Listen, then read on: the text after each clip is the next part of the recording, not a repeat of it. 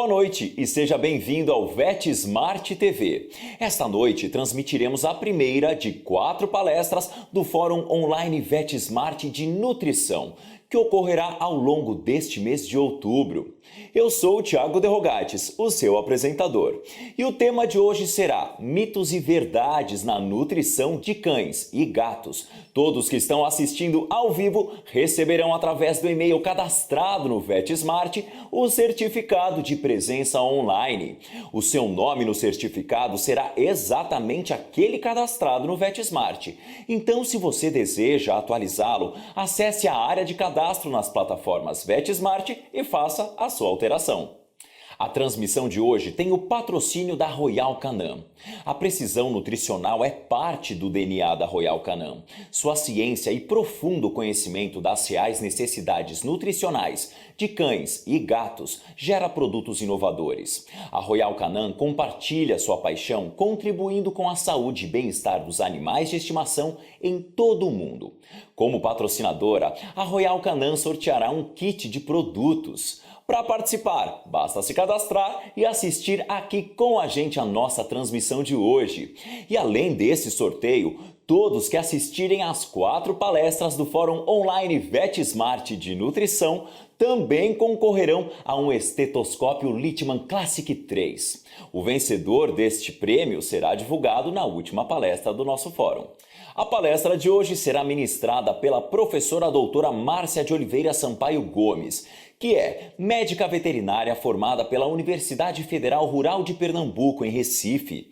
Possui residência, mestrado e doutorado com ênfase em nutrição e nutrição clínica de cães e gatos pela Faculdade de Ciências Agrárias e Veterinárias da Unesp, em Jaboticabal. Realizou parte de suas atividades de doutoramento junto à Universidade Livre de Berlim, na Alemanha.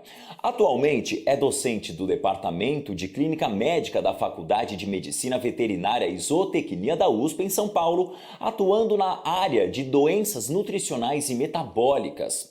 Suas áreas de atuação incluem nutrição e nutrição clínica de cães e gatos, doenças nutricionais e metabólicas, produção de alimentos industrializados e caseiros para cães e gatos, papel da nutrição na microbiota intestinal, nutracêuticos e nutrição no cão e gato geriatra.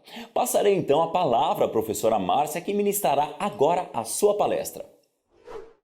Olá pessoal, boa noite. Gostaria de inicialmente agradecer à equipe da Royal Canin e do VetSmart pelo convite e pela oportunidade de poder conversar com vocês hoje e trazer alguns temas que geram bastante dúvida ainda na nutrição de cães e gatos.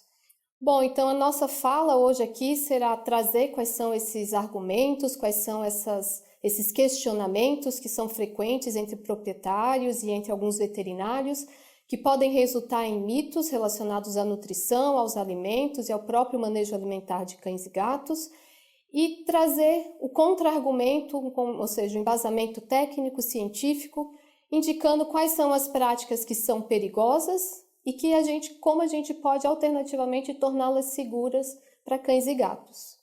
Bom, e talvez o ponto de partida principal para a gente seria entender como que esses mitos surgem. E aí, diferentemente de outras conversas, de outras aulas com foco clínico, a gente vai trazer a parte de prevenção antes da nossa conversa.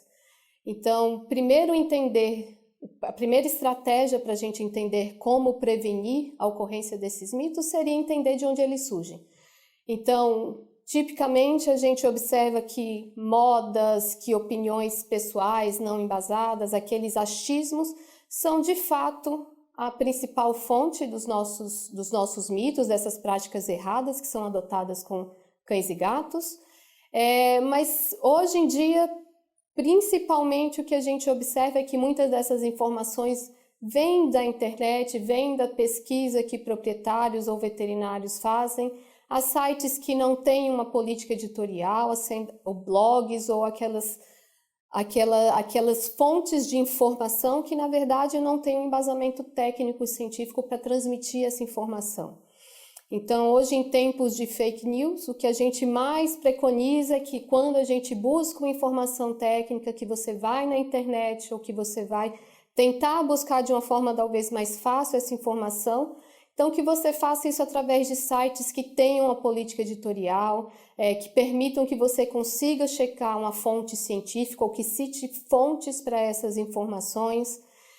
Buscar entidades de classe, entidades que de fato tenham alguma relação com a área, para a gente ter uma maior segurança de passar essas informações para os nossos proprietários. E isso, obviamente, seria uma forma de buscar essa informação de um jeito mais fácil, mas nada melhor do que conversar com quem realmente entende.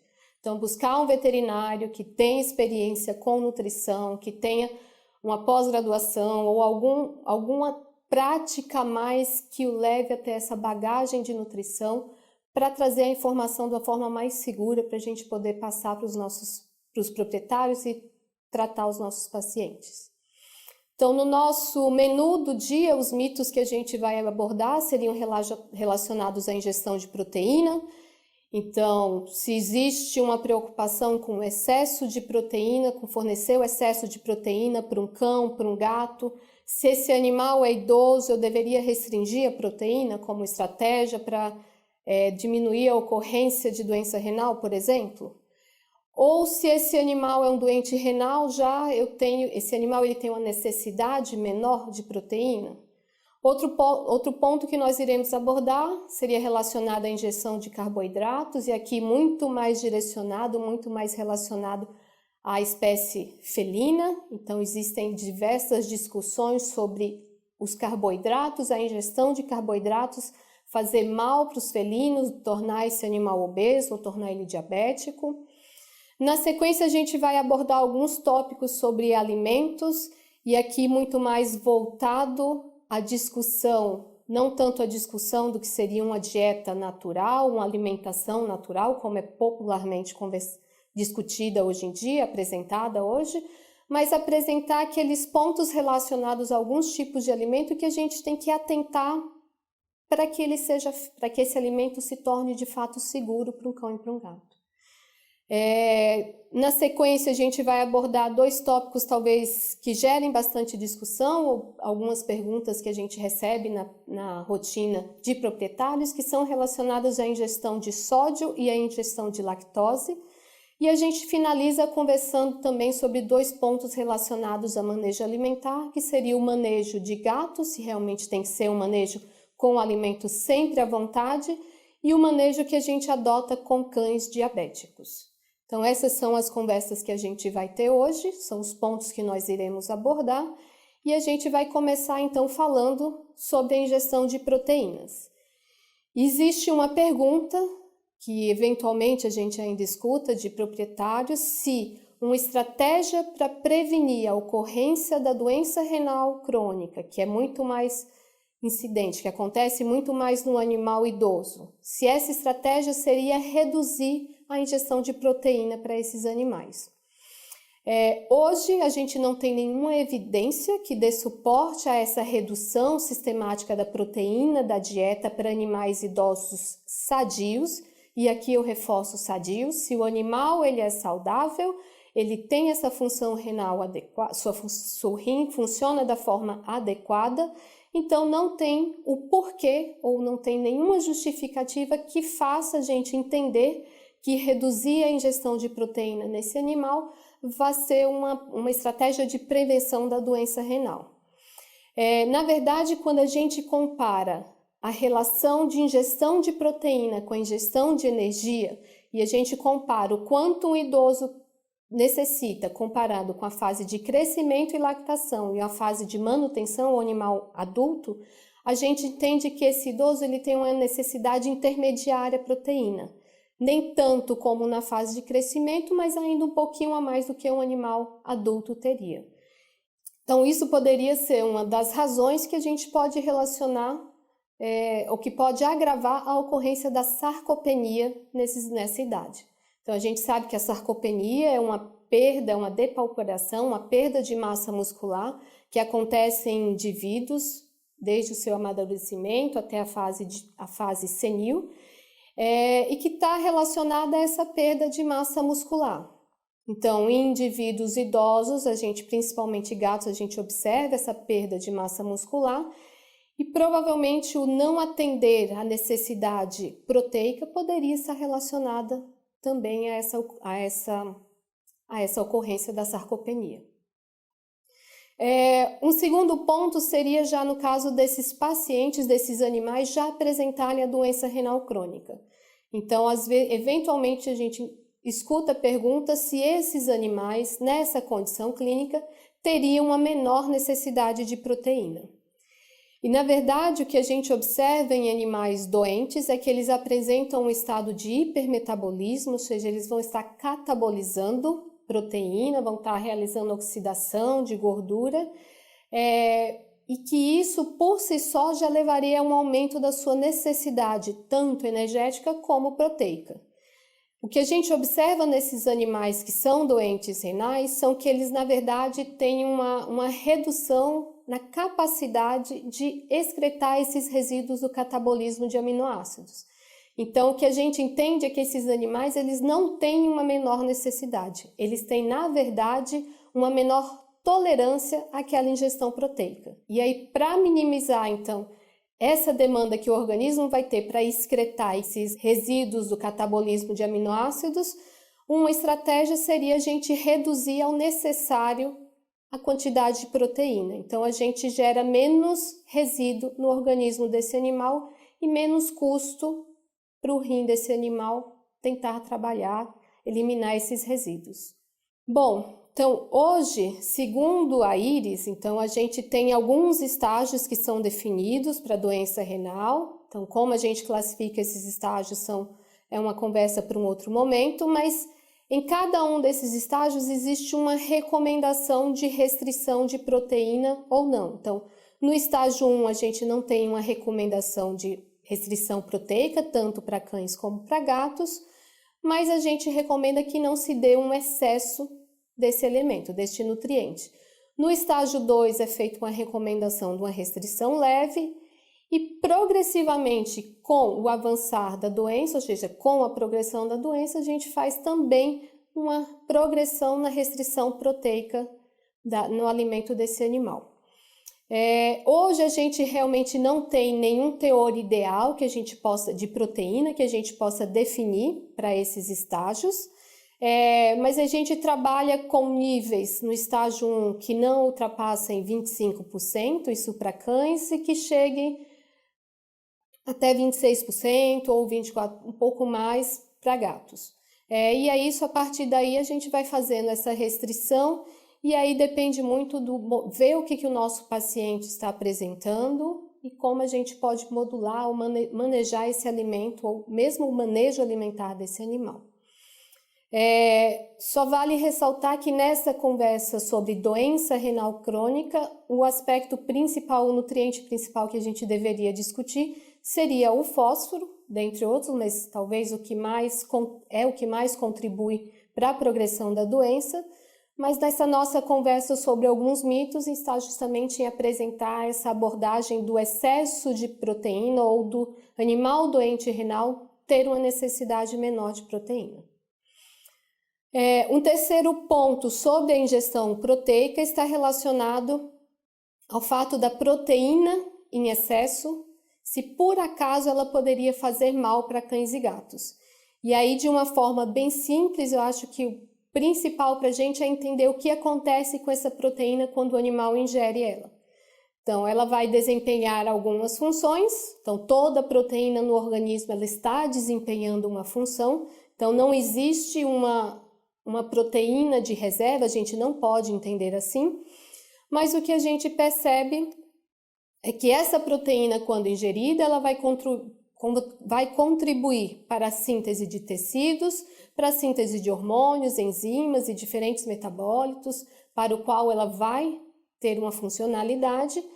Os excessos vão levar à produção de energia, ou seja, a partir daqui a gente entende que para um cão e para um gato, ou seja, para um carnívoro, não existe excesso de proteína, desde que esse animal seja saudável.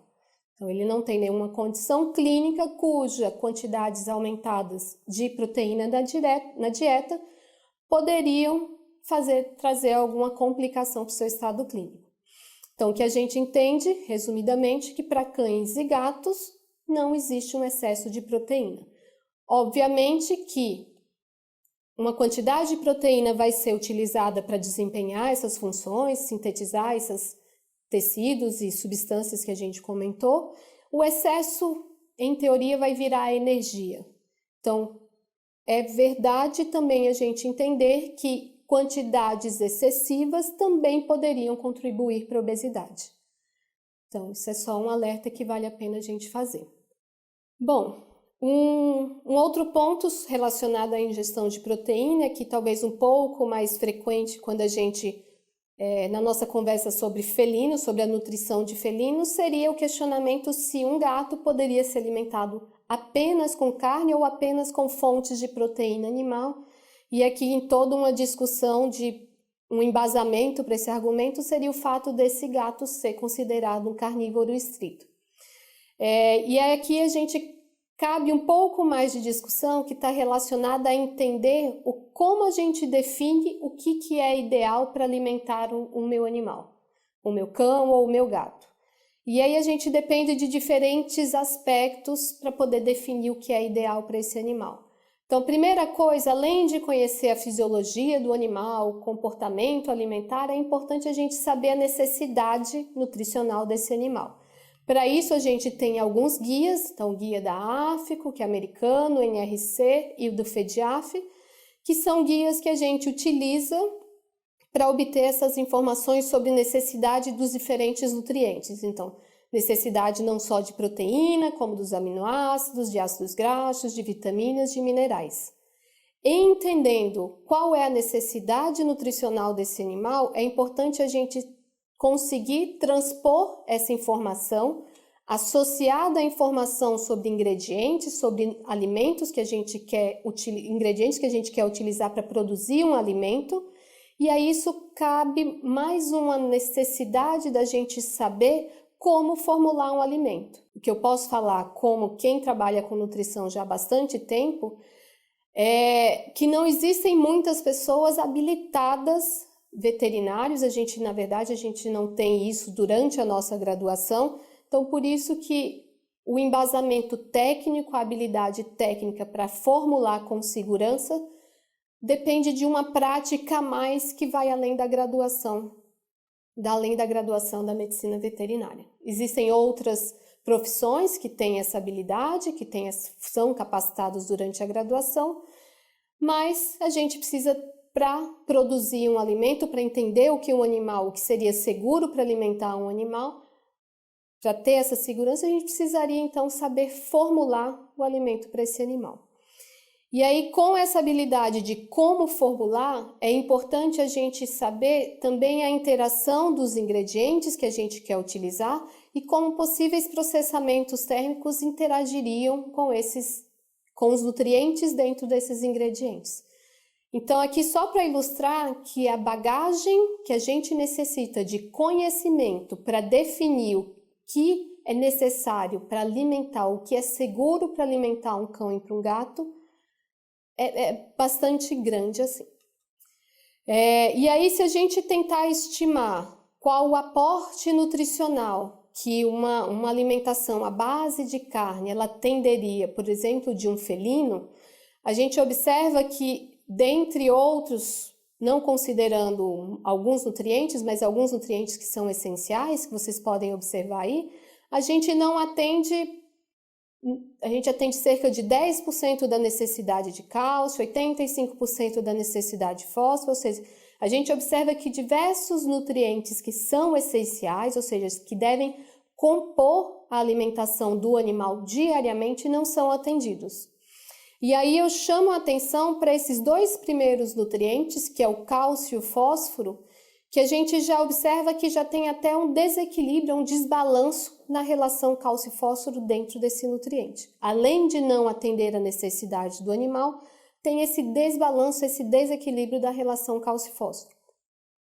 E isso faz a gente destacar uma enfermidade que por muito tempo existiu, depois lá pela década de 80 desapareceu e hoje em dia está retornando na nossa clínica de cães e gatos, que é a osteodistrofia fibrosa, ou também chamado de hiperparatireoidismo secundário nutricional. Então, a gente sabe que é um distúrbio osteopênico que está relacionado, que se caracteriza pela retirada excessiva de cálcio dos ossos, e isso mediado por uma ação excessiva de paratormônio.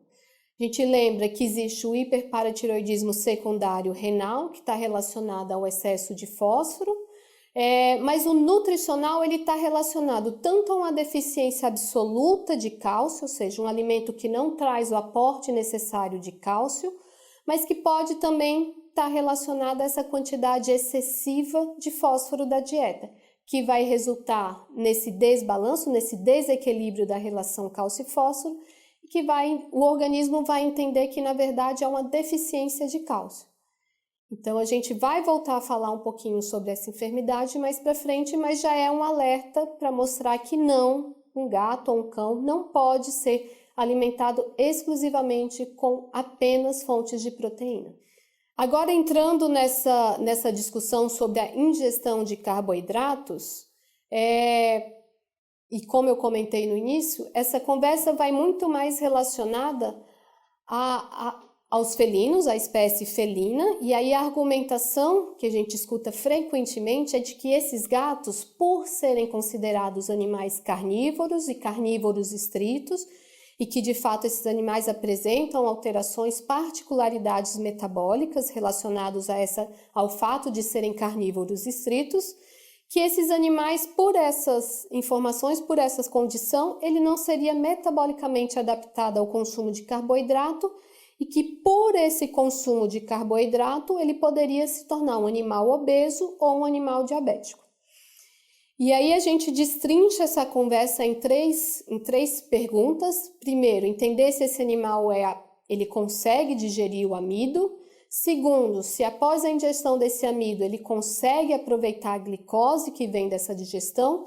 E em terceiro, se haveria algum malefício dessa ingestão de carboidrato em maior quantidade ou de forma mais frequente. Bom, para a primeira pergunta, normalmente, não sei se todos têm essa informação, mas tanto cães como gatos, eles não apresentam uma enzima que é chamada de alfa-amilase salivar, ou seja, que iniciaria a digestão do carboidrato na boca, a partir da deglutição desse alimento, que existem em outras espécies e outros mamíferos, mas cães e gatos não apresentam. De fato, a digestão desse amido só vai iniciar no intestino delgado, pela ação da amilase pancreática, e o que a gente entende, diversos estudos comprovam isso, é que a digestibilidade desse amido, em especial do amido que passa por um tratamento térmico, é de acima ou em teores superiores a 90% de digestibilidade. O amido, quando não cozido, ele vai ter digestibilidades inferiores, mas ainda assim o animal ele é habilitado, ele consegue digerir esse amido. Nesse estudo aqui, apenas para demonstrar essa digestibilidade do amido, então ele foi realizado com gatos. Esses gatos receberam 6 diferentes dietas, que eram dietas isonutricionais, tanto para os teores de amido, proteína, gordura, os demais nutrientes, e a única variação nessas dietas seria o amido ou a fonte de amido que era utilizada para compor aquela quantidade de amido da dieta. E o que a gente observa é que as dietas à base de mandioca, de milho, de sorgo, de quirera de arroz, de lentilha e de ervilha tiveram, sim, digestibilidades acima de 93%, ou seja, quase 100% desse amido era aproveitado pelos gatos.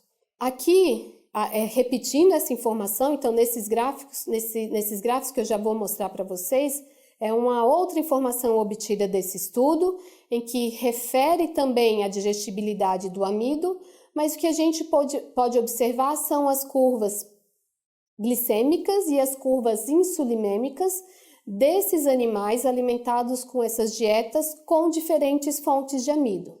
Então, a gente observa, assim, que após a digestão, esses animais conseguiram metabolizar a glicose vinda desse amido, e que resultou em diferentes respostas glicêmicas e insulinêmicas que comumente a gente observa em cães e em seres humanos. Então, a gente tem dietas com diferentes fontes de amido, ou seja, com amidos de diferentes complexidades e que vão resultar em diferentes respostas, tanto glicêmica como insulinêmica.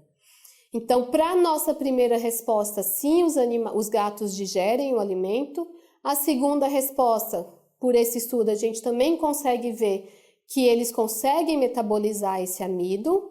Então, o único detalhe que a gente vai destacar aqui é que existem algumas enzimas que são utilizadas, que o organismo tem para fosforilar a glicose vinda desse amido e que particularmente o gato não tem uma dessas enzimas, que é a glicoquinase ou hexoquinase 4, e que essa enzima tem uma atividade muito mais expressiva quando da ingestão de uma alta quantidade de amido. Então, o gato tem outras enzimas que vão atuar, em teoria, bem, ou vão atuar de forma adequada, mesmo numa alta ingestão de amido, apesar dessas enzimas terem uma cinética muito mais direcionada à ingestão mais baixa de amido. Então, ele vai fazer isso de forma mais lenta, mas vai fazer sim. Então, os gatos, a gente viu que eles podem digerir o amido e é que eles conseguem sim metabolizar a glicose vindo desse amido de forma mais lenta, mas vão metabolizar. E aí a última pergunta seria se por acaso esse amido ele poderia levar os gatos à obesidade ou a diabetes mellitus. E aqui eu trago para vocês uma posição do American College of Veterinary Internal Medicine, ou seja, do Colégio Americano de Medicina Interna de Veterinária, em que ele apresenta as informações de que sim, isso que a gente acabou de ver, que os gatos eles conseguem digerir o amido, então eles têm uma digestibilidade bastante aumentada de amido, apesar de serem animais carnívoros, eles vão digerir muito bem esse amido. A obesidade ela é influenciada principalmente pela ingestão de gordura e não do amido, e a gente já vai trazer alguns estudos para mostrar isso. E apesar apenas, na verdade, a composição corporal vai se relacionar à resistência insulínica. E aí, na verdade, o animal obeso, sim, ele pode ter resistência insulínica e sim, ele pode se tornar diabético. E isso independentemente do tipo de dieta que esse animal recebe. Nesse primeiro estudo, se vocês conseguirem observar, a gente tem 3 grupos de animais. Então, o grupo 1, que é o de animais obesos, o grupo 2, que são esses mesmos animais obesos, após terem sido submetidos a uma perda de 20% do peso dele, ou seja, reduzir a condição corporal desses animais, e o grupo 3, que são de animais que sempre foram magros. Então, nesse primeiro grupo, o que a gente observa é que nesses animais obesos, que é essa onde a gente está marcando aí com essa circunferência vermelha, a gente observa que esses animais, eles precisaram, na verdade, não falei, mas a informação que está aqui apresentada é a curva insulinêmica desses animais. Então, o que esse gráfico está mostrando para a gente é que esses animais obesos, eles demandaram de uma quantidade maior de insulina, que é nesses 2 pontos que a gente está vendo aí marcados pela circunferência, para poder controlar a glicemia. E esses mesmos animais, após a perda de peso, já não tiveram esse problema. Então, a gente vê que as 2 linhas de baixo, dessa que está marcada, são os animais magros, a linha contínua e a linha tracejada dos animais obesos após a perda de peso. Então, mostrando para a gente que sim, a obesidade ela prejudicou o metabolismo da glicose, mas que após a perda de peso, ou seja, após o restabelecimento da condição corporal, esse comprometimento do metabolismo de glicose foi resolvido. Bom, esse estudo, então, é um estudo bastante interessante que ele foi feito, tinha um propósito justamente de tentar responder esses 2 questionamentos relacionados ao fato do carboidrato poder tornar esses gatos obesos e se esse carboidrato poderia, por acaso, tornar esses animais diabéticos. E o que a gente tem, então, são gatos finalizando a sua fase de crescimento. Então, nesse gráfico que está mostrado aí antes da cesta vermelha, é uma fase de adaptação a uma dieta que era alta em proteína e alta em gordura. Então, esses animais receberam alimento à vontade, aqui a quantidade não era controlada, e isso em quantidades, em um alimento que era específico para a fase de crescimento. Então, por isso, um alimento que tinha uma alta proteína e uma alta gordura. E esses animais receberam esse alimento durante 3 meses e observou-se que nenhum dos grupos, e eu vou explicar agora quais são os grupos, que a partir desse momento é que eles foram separados os grupos, esses animais não tiveram variação do peso nem da composição corporal. A partir do momento em que esses animais foram separados em 4 grupos distintos, ou seja, um grupo que recebia o mesmo alimento com alta proteína e alta gordura, e alimentos que variava a composição de proteína em detrimento de carboidrato em detrimento à gordura, ou seja, um alimento que tinha uma quantidade maior de carboidrato e uma quantidade menor de gordura, um alimento que tinha uma quantidade intermediária de gordura e de carboidrato, e um alimento que tinha um teor mais elevado de gordura e um teor um pouco mais moderado abaixo de carboidrato. E o que a gente observa a partir dessa setinha é que um dos grupos ganhou mais peso, e é justamente o grupo que recebeu o alimento alto em gordura. Então, alto em gordura com baixo carboidrato. E esses mesmos animais, após 3 meses ingerindo essa dieta, todos foram submetidos a uma gonadectomia, tanto os machos como as fêmeas, e a partir daí, independente da dieta, todos esses animais ganharam peso. Mas, nessa fase inicial, que mostra, nessa fase intermediária, então, da definição dos grupos, o que chama a atenção para a gente é que justamente os animais que receberam a dieta com alto teor de gordura foram aqueles que ganharam peso. Bom, e nesse segundo gráfico que a gente observa, na verdade, é a composição corporal desses animais, ou seja, a quantidade de gordura corporal desses animais e a porcentagem de gordura corporal, ou seja, na composição desse organismo como um todo, qual a porcentagem de gordura. Então, na direita, porcentagem de gordura, do lado esquerdo, na verdade, quanto de gordura em quilos esse animal teria. E o que a gente observa é que quanto maior foi a proporção de gordura da dieta, maior foi a quantidade de gordura e maior foi a porcentagem de gordura no organismo desse animal. Então, mostrando para a gente que elevada gordura, não carboidrato, na alimentação dos cães e dos gatos, aqui de gatos, mas para cães isso é válido também, leva à obesidade. Bom, nesse outro estudo, que na verdade é uma revisão de literatura em que as autoras tentaram identificar quais são os fatores que são descritos em outros estudos e que podem relacionar ou que são descritos como as causas de resistência insulínica em gatos. E aí o que a gente observa que é muito mais frequente, e aí nesse gráfico, nesse esquema que está apresentado do lado esquerdo, a gente observa que a inatividade física, esse estilo de vida mais domiciliado, além dos aspectos da dieta, mas principalmente da dieta, o aspecto de alto conteúdo de gordura, estão relacionados à obesidade e, consequentemente, relacionados a uma menor sensibilidade insulínica.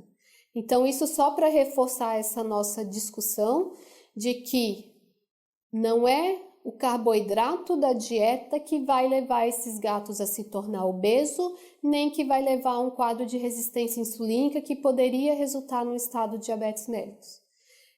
O que a gente observa é que, de fato, a obesidade é um fator de risco, é um fator que leva à ocorrência dessa resistência insulínica, mas que o que vai levar à obesidade não é o teor de carboidrato da dieta, mas sim a quantidade de gordura. Mas, independente disso, a ingestão calórica excessiva, independente se é carboidrato, se é gordura ou se é mesmo proteína, tem uma maior predisposição a tornar esse animal obeso. Então, aqui na questão do manejo alimentar desses animais, a gente tem que controlar a quantidade de alimento que esses animais vão receber. A respeito da segurança dos alimentos, apenas para ficar mais fácil a nossa conversa, eu preciso apresentar algumas definições. Então, hoje o que a gente entende como um alimento convencional é aquele que, na verdade, é o mais utilizado para alimentar os nossos cães e gatos. Então, a gente chama de alimento convencional as rações industrializadas, sejam elas as rações secas ou as rações úmidas. E a gente considera como não convencional todo aquele que não é um alimento seco ou um alimento úmido. Então, as dietas caseiras, as dietas ditas naturais, orgânicas, vegetarianas, veganas, etc. O meu objetivo aqui com vocês não é discutir o que é melhor, que novamente o que a gente observa a discussão sobre a segurança desses alimentos é relacionada a tentar dizer qual tipo de alimento é melhor, se o caseiro é melhor, se o alimento industrializado, ou seja, a ração é melhor, se um alimento cru seria melhor para esses nossos animais. Então, o que eu tenho aqui de objetivo para vocês é apontar aquilo que é prática relacionada ao uso desses alimentos ou que tipo de manejo alimentar adotado com cães e gatos pode se tornar um risco para esses animais. Então, quando a gente tem em mente que o objetivo primário com na escolha do alimento é que esse alimento tem que nutrir, então uma segurança inicial que esse alimento tem que passar para a gente é que ele é completo e que ele é balanceado, ou seja, que ele é capaz de atender esse objetivo primário. E aí eu trago para vocês essas diretrizes que foram definidas pela Associação Mundial de Medicina Veterinária de Pequenos Animais, que são diretrizes que mostram para a gente como fazer uma avaliação nutricional. Então tá aí o site para quem tiver interesse, ela tem essas diretrizes foram traduzidas para português e para os outros idiomas e vocês podem consultar para obter mais informações. O que eu quero falar dessas diretrizes apenas é que dentre os fatores que são elencados como fatores de risco nutricional, um deles é o uso desses alimentos não convencionais. Então toda a nossa fala daqui para frente vai estar relacionada a identificar por que esses alimentos não convencionais são considerados um fator de risco para a alimentação de cães e gatos. Primeira coisa, a alimentação assim de cães e gatos, assim como a de seres humanos, ela está muito sujeita a esses modismos, às opiniões pessoais que não têm um embasamento científico. Está muito sujeita àquelas informações que estão disponíveis na internet, em sites sem indexação, em sites sem comprovação técnica, que tem um embasamento técnico do que se é publicado. E aí, por conta dessas facilidades de obter-se informações que não são necessariamente seguras, a gente vai destacar alguns pontos que são relacionados ao uso desses alimentos não convencionais e que geram principalmente preocupação quando do uso desses alimentos, relacionados à segurança alimentar e à adequação nutricional destes.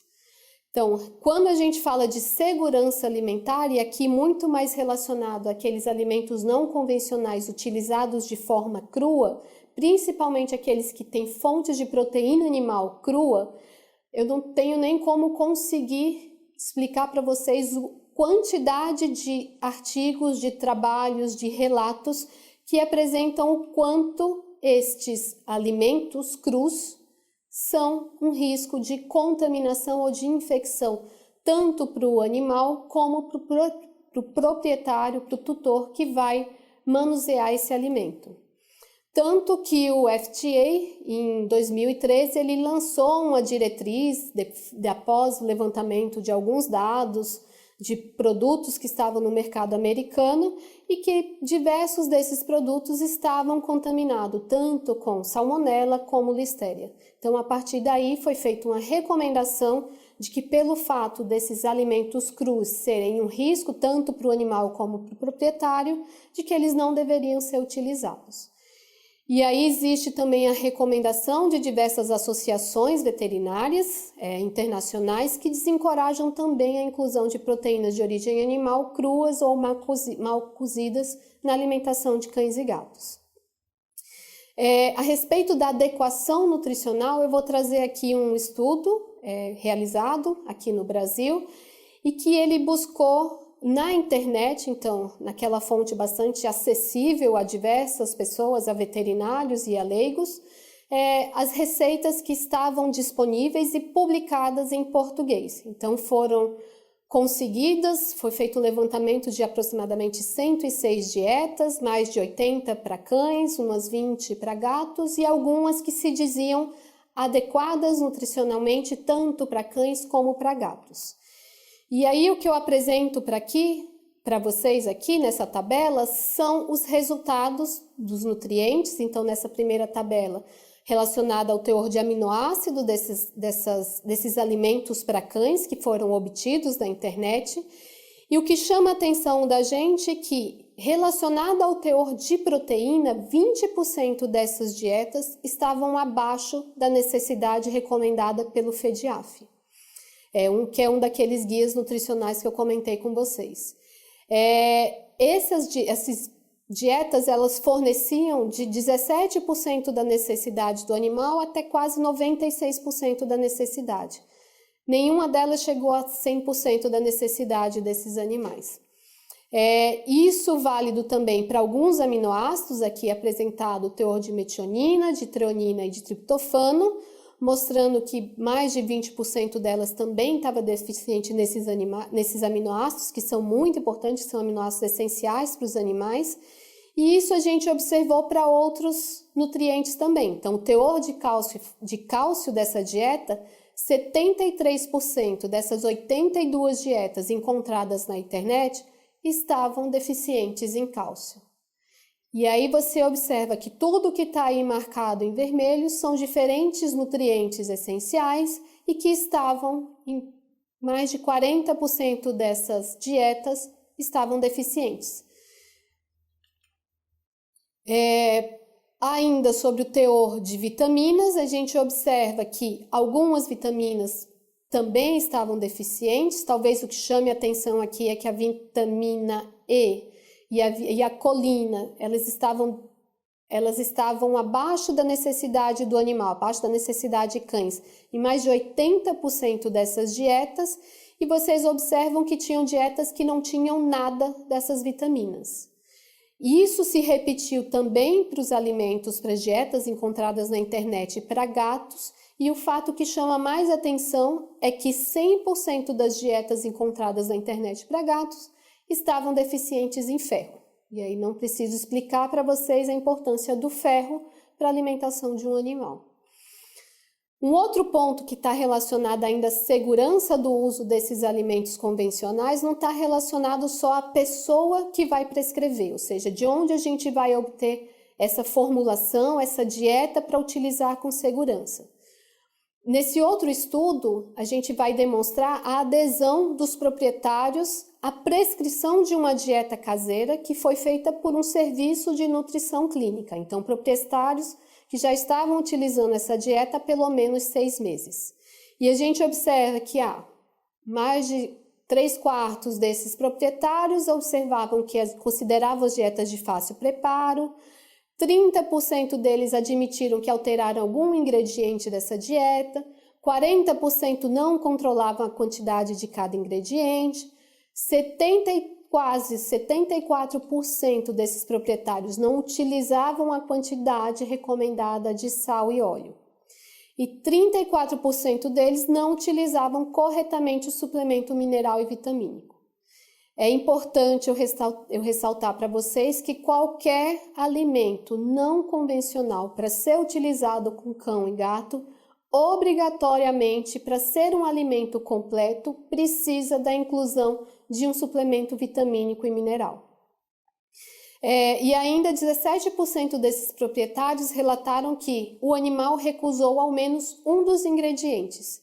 E o que o proprietário faz se o animal recusa esse ingrediente? Ele retira da dieta. Então, é importante a gente se preocupar não só com a fonte ou seja, quem vai prescrever esse alimento, se é uma pessoa que está apta, qualificada, habilitada a fazer essa prescrição, mas também se o proprietário vai conseguir aderir, ou seja, fazer da forma correta a dieta que foi prescrita. Então, a facilidade de manipulação dessa formulação faz com que os alimentos não convencionais sejam alimentos que tenham maior risco de levar esses animais à deficiência nutricional. Seria importante a gente entender que uma boa parte da procura por esses alimentos não convencionais resulta justamente no fato dos proprietários se assustarem com o que é uma ração ou por não entender o que contém ou o que é uma ração, e que muitos proprietários falham em conseguir esclarecer o que é um alimento convencional. Logicamente que existe todo um efeito ou toda uma ação da humanização, do processo de humanização que esses animais passaram ao longo da domesticação e ao longo desse processo de aproximação dos seres humanos, que faz com que o proprietário queira, mais vezes, adotar um padrão de alimentação para o seu animal muito mais semelhante ao seu, mas é importante a gente também estar qualificado a esclarecer o que é uma ração e esclarecer diversos mitos que estão relacionados à ração, como essa questão do carboidrato das rações secas poder vir a ser um problema para felinos, que a gente já viu que isso não é verdade. Bom, sobre alimento, eu gostaria de destacar também alguns aspectos sobre o alimento úmido, que ainda geram algumas dúvidas na rotina, tanto dos veterinários ou algumas dúvidas por proprietário. Então, muitos perguntam se esses alimentos úmidos são alimentos completos ou se só podem ser utilizados como petiscos, se são alimentos ricos em sódio. E aí a forma mais fácil de esclarecer quais são os mitos seria, de fato, a gente entender o que são esses alimentos. Então, o alimento úmido, normalmente são aqueles alimentos em lata, são os alimentos em sachê, e que são considerados alimentos úmidos porque tem mais de 60% de umidade, ou seja, mais 60% de água na sua composição. Existem no mercado alimentos úmidos que são completos, ou seja, que podem ser utilizados como alimento exclusivo para cães e para gatos. Existem alimentos úmidos que são específicos, ou seja, que devem ser utilizados como um agrado, como um petisco para esse animal. Os alimentos completos, essa informação obrigatoriamente tem que constar no rótulo do alimento, então isso é uma forma mais fácil do proprietário identificar o que é um alimento completo. E, consequentemente, se essa informação não consta no rótulo, seria um alimento específico, ou seja, um alimento que vai ser utilizado como petisco. Esses alimentos, em especial o completo, ele pode ser usado exclusivamente, ou seja, ele é a única fonte de alimento para o animal, ou ele pode ser utilizado associado com outros alimentos, com uma ração seca, por exemplo, ou utilizado como um petisco. Mas nessas duas últimas possibilidades é importante a gente considerar a ingestão energética desse alimento para que não ultrapasse essa quantidade, esse aporte a mais, que não ultrapasse 10% da necessidade energética de manutenção. Isso como uma estratégia para que esse extra não vire um risco a mais esse animal se tornar obeso. Aqui apenas para comparar dois rótulos de ração, então um exemplo de uma ração seca e um exemplo de uma ração úmida. Para a gente comparar alimentos, a gente tem que trazer esses teores nutricionais para uma base que a gente chama de base na matéria seca, e aí a gente observa que no alimento seco a gente tem cerca de 25% de proteína bruta na matéria seca, enquanto que o alimento úmido teria 44% de proteína na matéria seca. Então, o aporte nutricional realmente de proteína e de gordura, ele é muito maior no alimento seco. Só que no alimento úmido, perdão. Porém, o alimento úmido, ele tem uma densidade energética menor. Isso significa que o animal, para atender sua necessidade energética, ele vai acabar consumindo um volume maior de alimento. Então, não existe um certo ou um errado, apenas situações diferentes estratégias diferentes que têm que ser traçadas para o manejo alimentar desse animal. E a respeito do teor de sódio, aqui que existe às vezes uma discussão e até um mito que eu entendo que venha principalmente pelo consumo de alimento úmido levar a uma maior produção de urina. Então, muita gente entende que pelo fato desse alimento úmido levar a uma maior produção de urina, seria isto relacionado ao alimento úmido ter um maior teor de sódio. E, na verdade, isso aqui é um levantamento bem simples, então, de alguns rótulos que eu peguei e fiz uma média do que eles forneciam em gramas de sódio por 100 gramas de matéria seca, e a gente observa que o alimento seco e o alimento úmido, eles têm até teores bastante aproximados de aporte de sódio. Então, nas últimas 2 linhas, eu tenho apresentado para vocês a recomendação mínima de sódio que deve ser oferecida para cão e para gato, e a gente observa que esses alimentos fornecem aproximadamente o dobro dessa recomendação mínima. O dobro não necessariamente quer dizer que é uma quantidade excessiva de sódio. Tanto que na última linha dessa tabela, se vocês observarem, a gente tem que o limite máximo seria de mais ou menos 1,5 grama para cada 100 gramas de matéria seca de alimento. 1,5 grama de sódio para cada 100 gramas de matéria seca de alimento. E na verdade tem um asterisco porque os teores máximos de sódio não foram definidos para cães e para gatos. Então, o que a gente entende é que cães e gatos eles são muito aptos a ingerir quantidades altas de sódio. Então, cães e gatos saudáveis, eles não têm nenhum problema com ingestão alta de sódio, principalmente se eles são saudáveis, né? Mas se eles têm água disponível para poder excretar essa quantidade de sódio depois. Então, é um mito que os alimentos úmidos teriam um maior aporte de sódio quando comparado a alimentos secos. Agora, conversando um pouquinho sobre 2 outros nutrientes, que seria ainda reforçando um pouco mais essa nossa conversa sobre o sódio e sobre a lactose. Então, existe uma especulação sobre uma alta quantidade de sódio levar cães e gatos à hipertensão, e isso poder afetar rins e coração de cães e gatos. E aí, na verdade, a gente tem diversos estudos que estão aí elencados que mostram que a ingestão variada de sódio não teve uma correlação direta com a pressão arterial de gatos saudáveis, nem de cães que eram parcialmente nefrectomizados ou que tinham insuficiência cardíaca. E a gente não tem nenhuma evidência que sugira um benefício da restrição de sódio em casos de animais que já tenham hipertensão. Então, associando essa fala com o que eu acabei de falar dos alimentos úmidos, então, cães e gatos, eles têm uma habilidade muito grande de ingerir, eles têm uma habilidade bastante significativa em ingerir grande quantidade de sódio e isso não trazer malefícios para a sua saúde. Existe também uma discussão sobre, pelo fato da hipertensão poder ser frequente, acontecer nos pacientes que têm doença renal, isso poderia, a ingestão de sódio, particularmente nessa situação, comprometer ou agravar essa doença ou até contribuir para a evolução da doença renal. E a gente também não tem nenhum estudo que demonstre que uma ingestão elevada de sódio vá contribuir para a progressão da doença renal.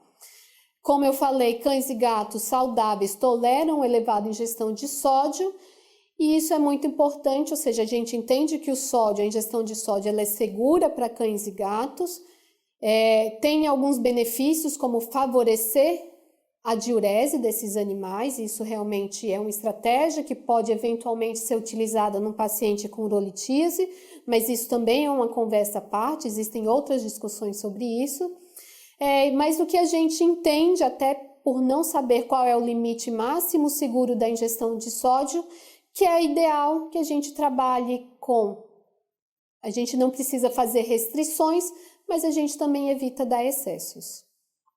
E particularmente para os nossos pacientes que são cardiopatas, e aqui cai naquela mesma conversa sobre necessidade, se por acaso a necessidade é menor nesses pacientes, E, na verdade, a gente também entende que esses animais têm uma menor tolerância. E aqui, a tolerância é tanto para o excesso como para a deficiência de sódio.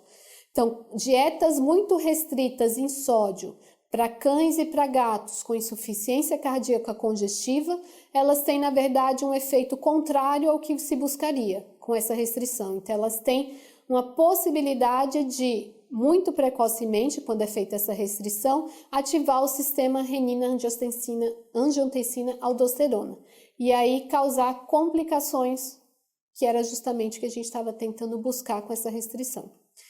E aqui fica apresentado para vocês também, de acordo com os estágios dessa insuficiência cardíaca, qual é a recomendação que a gente tem de ingestão de sódio para os diferentes estágios.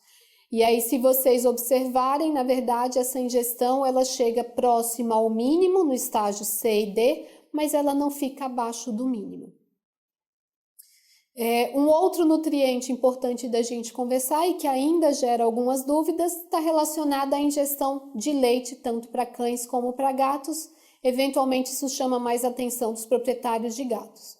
Então, se a gente parar para pensar, o fato que a gente sabe é que a única vez que os animais são expostos naturalmente à lactose é quando eles são recém-nascidos, ou seja, quando filhotes, através do leite materno.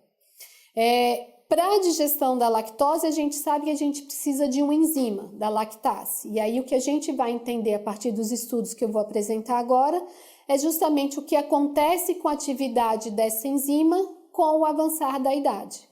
E aí nessa tabela a gente observa que após a primeira semana de vida, a gente tem já uma redução, a partir da terceira e da quinta semana de vida, aqui de felinos, a gente já tem uma redução da atividade enzimática da lactase. Ou seja, mostrando que esses gatos, com o avançar da idade, até quando adulto, já têm uma atividade bastante reduzida dessa enzima que é necessária para fazer a digestão da lactose. O mesmo acontece com gatos, então em azul a gente tem a atividade enzimática da lactase nos filhotes e em vermelho a atividade dessa mesma enzima nos indivíduos quando adultos. E a gente observa que existe uma diminuição dessa atividade sim, mostrando que esses animais têm menos substrato para fazer a digestão adequadamente da lactose que viria com a ingestão do leite. E eventualmente a gente se depara com um questionamento de proprietários de que, mas se o gato ou o cão não pode beber leite, o meu bebe e não tem nada. Então, por que isso aconteceria?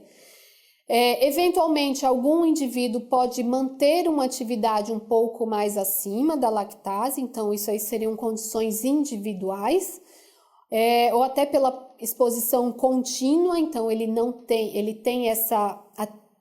tem preservada a atividade dessa enzima, mas também acredita-se que haja um fator genético, um fator relacionado também à atividade dessa lactase e que preveniria esses indivíduos de ter uma complicação pela ingestão do leite.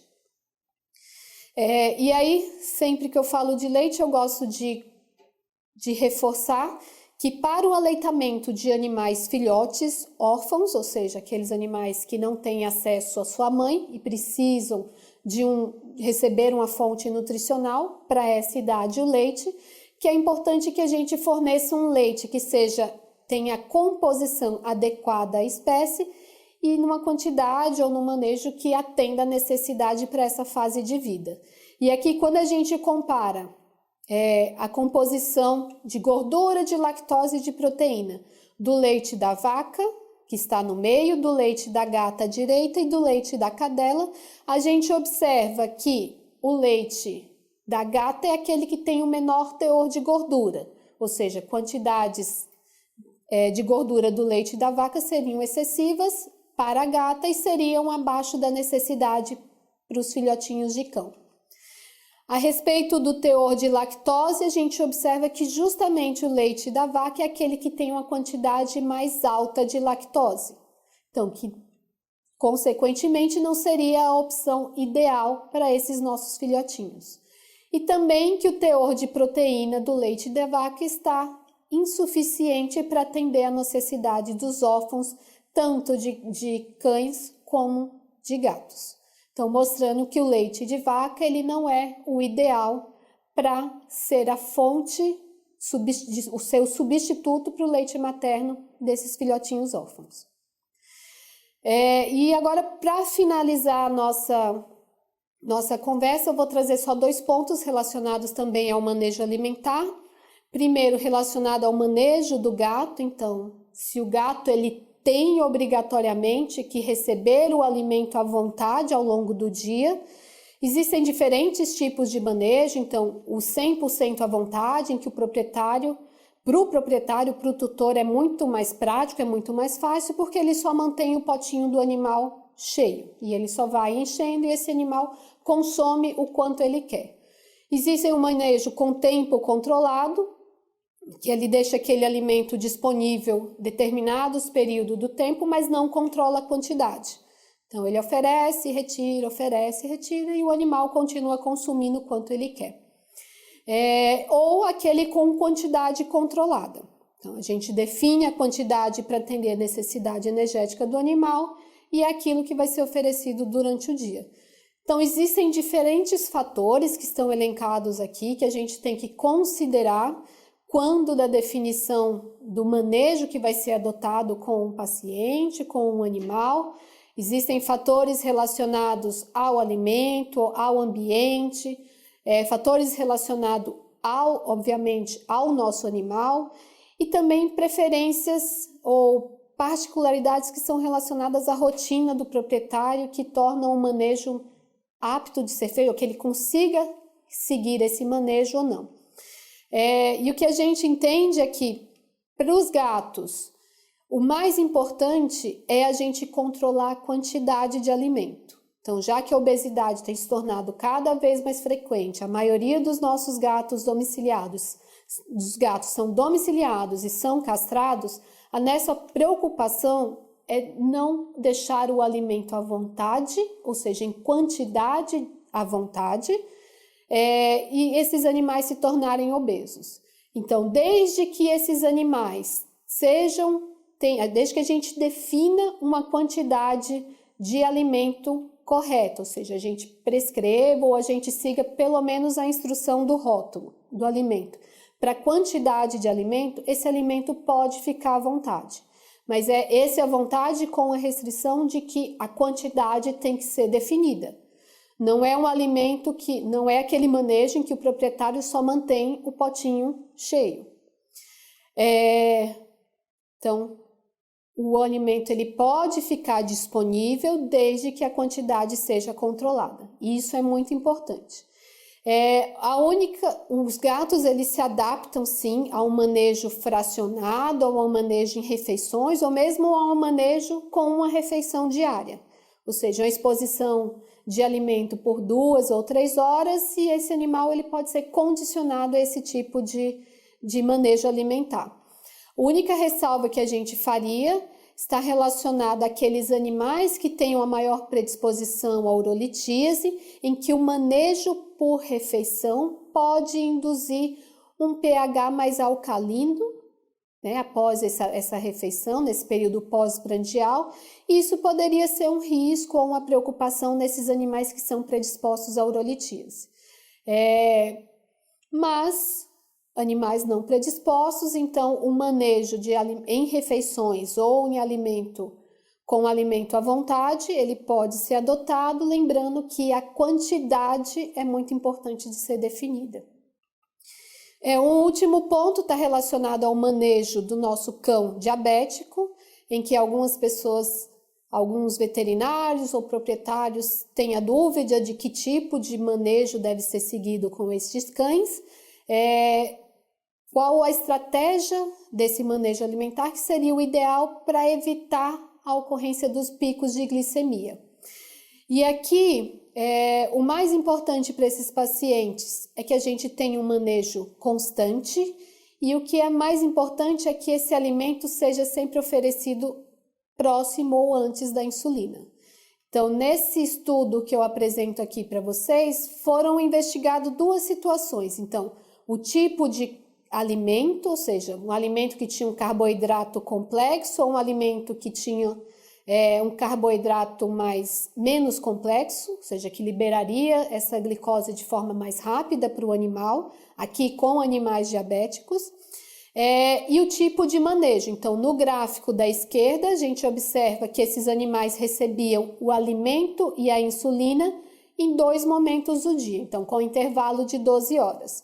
E a gente observa que frente à alimentação com a dieta com carboidrato complexo, então que é essa linha escura, não a tracejada, então essa linha inferior, a gente observa que esses animais com esse tipo de alimento e com esse tipo de manejo tiveram um controle glicêmico muito melhor do que quando eles receberam o alimento com uma quantidade, com uma fonte de carboidrato que não era tão complexa.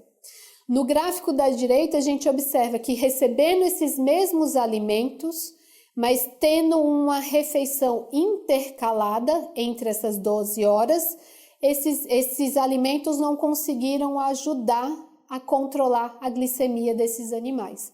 Então, o manejo aqui também foi importante, independente do alimento. Quando a gente compara as duas situações de manejo, foi muito importante para controlar a glicemia desses animais. Então, o que a gente recomenda hoje no manejo para cães diabéticos são as 2 refeições associadas com a aplicação da insulina. Bom, pessoal, então eu gostaria apenas de finalizar com um pensamento de um pesquisador bastante conhecido, falecido esse ano, que é o Stephen Hawking, e que ele fala que o grande inimigo do conhecimento não é a ignorância por si, mas sim a ilusão do conhecimento. Então, reforçando para a gente que buscar a informação adequada é muito importante, principalmente para a gente prevenir a ocorrência desses mitos. Então, eu gostaria de finalizar aqui a minha fala e agradecer novamente ao convite, essa oportunidade, à equipe da Royal Canin e do VetSmart. Boa noite.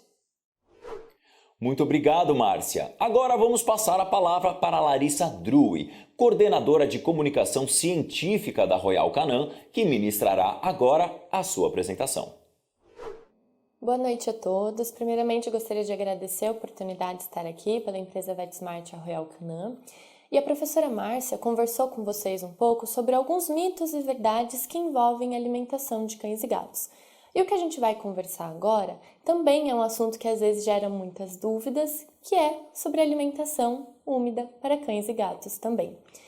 E quando a gente fala de alimento úmido, o que é esse alimento úmido? Então, eu estou me referindo àquele alimento em sachê, que é em pedaço, ou alimento em lata, que pode ser em mousse, pode ser em pasta, que é todo alimento que tem o maior teor de água na sua composição. E a grande dúvida que está dentro desse tipo de alimento é: será que ele é completo? Será que ele é balanceado? E é isso que a gente vai ver.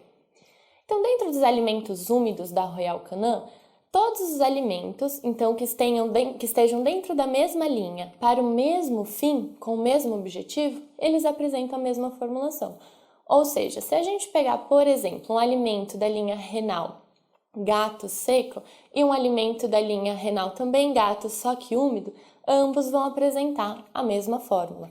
E essa fórmula, ela precisa contar com uma elevada precisão científica e nutricional para que ele seja, assim, completo e balanceado, para atender todas as necessidades daquele animal. E lembrando que é um alimento que, por ter mais água, ele também tem mais umidade. Então, é necessário um enorme controle na segurança alimentar e nutricional daquele alimento, priorizando muito mais a qualidade. E aqui são algumas características do alimento úmido. Então, um alimento úmido tem elevada digestibilidade, alta palatabilidade, o perfil aromático e a textura contam com uma variedade na alimentação e maior teor de água. Aproveitando que estamos falando de água, a água no alimento úmido auxilia no aumento da ingestão hídrica e no volume urinário, colaborando para a hidratação daquele paciente, auxiliando na diminuição da concentração urinária e na consequente formação de urólitos, além de garantir e melhorar a saúde do trato urinário. E já que estamos falando de trato urinário, sempre vem na nossa cabeça gatos.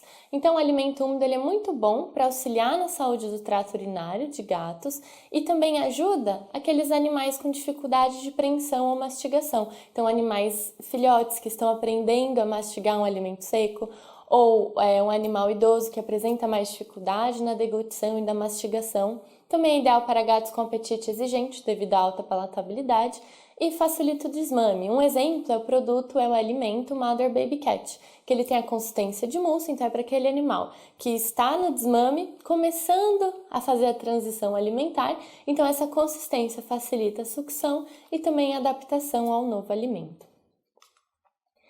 E outro ponto muito importante do alimento úmido é a capacidade da realização do mix feeding. E o que é isso? Então, como tem na imagem, é o fornecimento, por exemplo, só do alimento seco, ou só do alimento úmido, ou uma associação entre os dois. O mix feeding fornece o maior manejo nutricional, é uma carta na manga do veterinário para ampliar a variedade nutricional daquele paciente. Então, o alimento seco e o alimento úmido, eles precisam funcionar juntos como uma combinação, para manter a dieta sempre completa e balanceada, sem alterar o perfil nutricional. Isso se a gente estiver falando de alimentos secos e úmidos que tenham o mesmo objetivo, a mesma necessidade nutricional. Além disso, essa combinação permite a variedade, sem diluir os benefícios nutricionais, e aumenta a palatabilidade, aumentando também o interesse do animal pelo alimento. E uma grande dúvida é, mas como recomendar esse alimento úmido? Então vamos lá.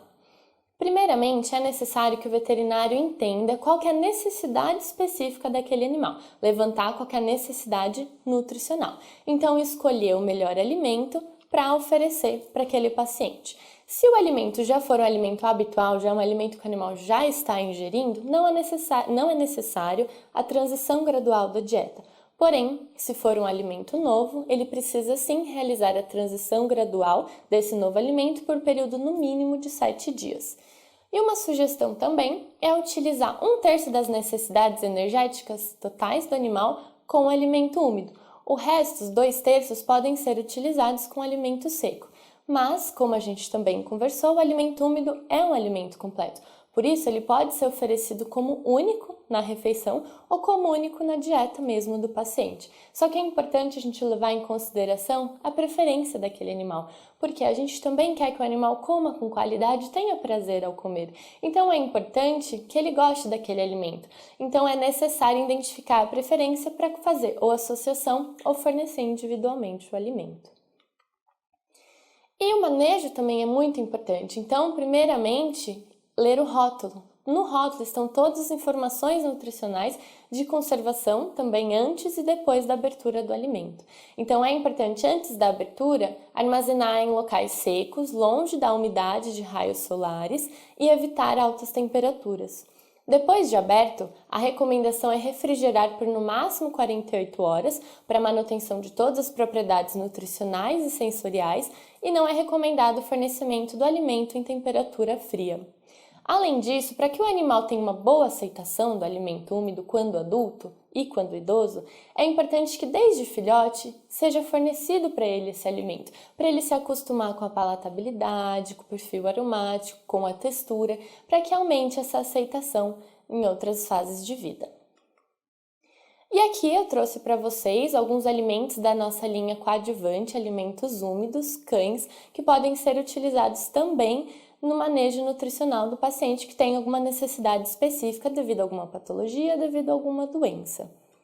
E aqui os alimentos coadjuvantes úmidos para os gatos.